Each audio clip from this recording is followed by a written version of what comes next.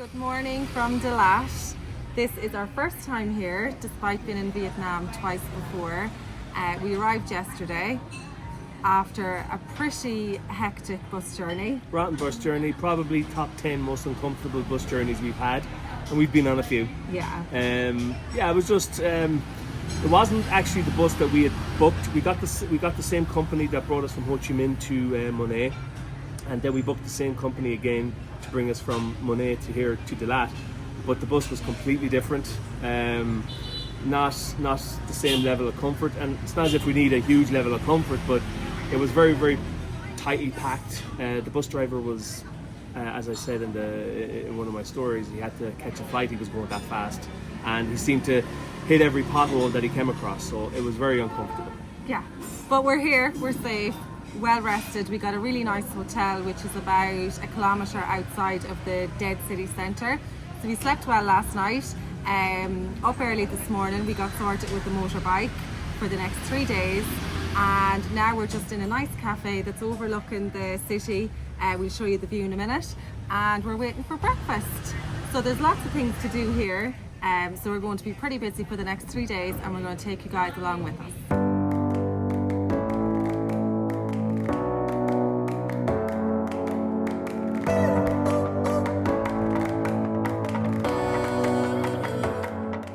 So we've just arrived here at the Crazy House. We've just parked up the bike.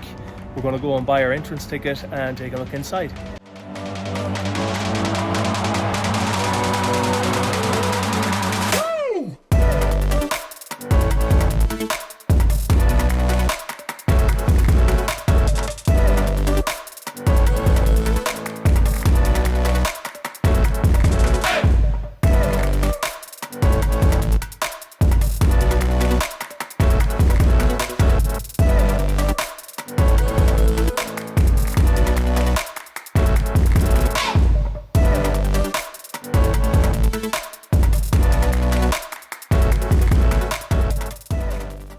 We're here in the Crazy House, or how it's known, the Crazy House, and this is a structure that's basically made out of a tree by an architect slash doctor back in 1990 who had this weird idea that she wanted to create this structure that was different than anything else in the area.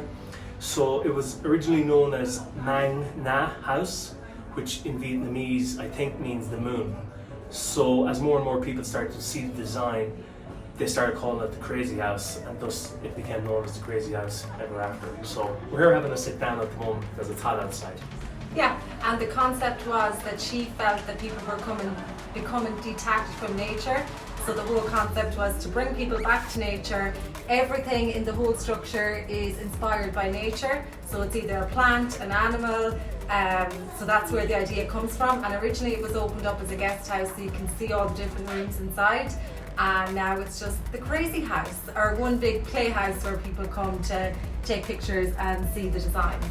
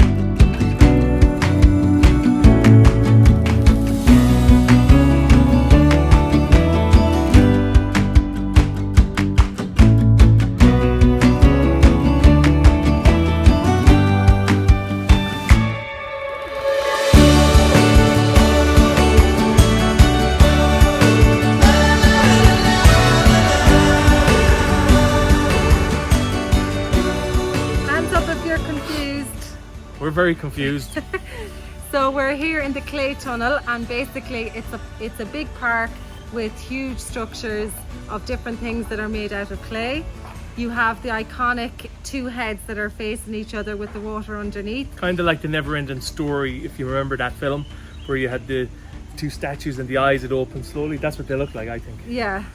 So you have that, and then you have a range of other things like a church and a train and scooters. And then we have a world exclusive of a clay COVID-19 park. So this is what has us confused. We know that people in this part of the world love their photo opportunities, but we just can't see how huge structures of viruses and headless schoolmasters and vaccines behind there. Having a fight against each other, the virus is fighting another virus. We don't know if they're actually making fun of COVID or not, or is it like a shrine to the humanity beating COVID or something like that. I don't understand it, but it's very confusing.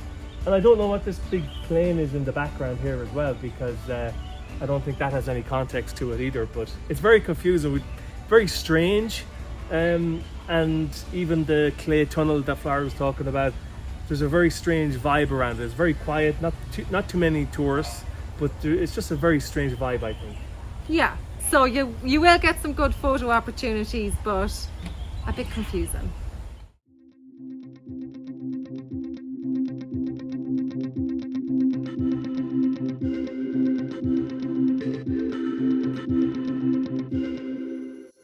We're here in a market in Dalat, and one of the first things we like to do when we arrive to a city is we always try and go to either a local market or do a walking tour so that we can get ourselves familiar with the new surroundings. In Asia, they don't do walking tours like we're used to in Europe, so we have to settle for just the local markets. So this one in Delat is actually quite a big market, and it's a night market, so it doesn't, I think, really get going until like 6 p.m. in the evening. So as you can see, there's a lot of different stalls. It's extremely cheap for clothes here, and as we know from back home, a lot of stuff is made in Vietnam and imported into Europe and Ireland. So we've seen a lot of like rain gear and jackets, coats and all that, and they're really cheap, like €8. Now I don't know if the quality is the same as the big brands back home, but I'm guessing it's pretty close.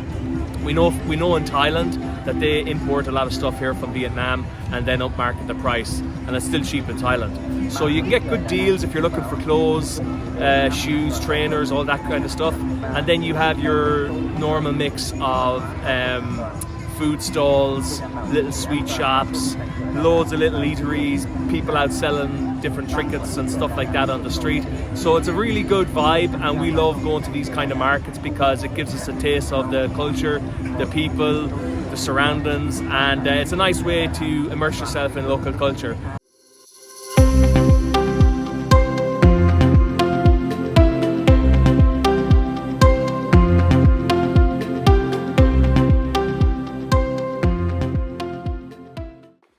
And that's the end of our 4 days here in Dalat, and we really loved it. It's so much different in temperature and in scenery than the rest of Vietnam, well, especially Ho Chi Minh and Nonne, which are a bit busier. But we really loved it, and the air temperature is so much cooler, so that was a nice respite from the scorching heat. So we came here to this little tea village on the outskirts of Dalat. It's about an hour away on the bike, and as you can see, there's a lot of these windmills pebble dashing the hillsides, and you can also see a lot of these polytunnels as well, where they're obviously growing lots of food for export and stuff like that. So yeah, we really enjoyed it, didn't we? Yeah, it's been a welcome change in terms of the temperature. Dalat is a good bit inland, and it's up in the mountains, so it's much cooler. We're going around, as you can see, well, it's during the day now, so it is that bit hotter during the day, but you could still get away with like a little cardigan or something. During the night then it definitely gets much cooler. The locals are going around in fur-lined jackets, but for us it's not that cold. During the day you can still get away with your shorts and t-shirts. But yeah, really enjoyed it. Highly recommend renting a scooter if you can. A female looking scooter at that. Yeah, it just makes getting around so much more accessible, and you get to go to these tea villages and things like that otherwise you'd miss out on. And one thing as well, we know like the Vietnamese people are extremely friendly as well. Our last trip in Vietnam, not last trip, but the trip before, we had spent a month on a motorbike going from north to south, but we were going through all like the major towns on the highways, and we weren't really getting to experience the locals, so we thought everyone was very unfriendly because they're in major cities, and just like at home, when you're in major cities, not everyone is as friendly and accommodating to tourists. Everyone's busy and yeah. So we really enjoyed that here. So for now, we've finished in Dalat and it's on to our next stop.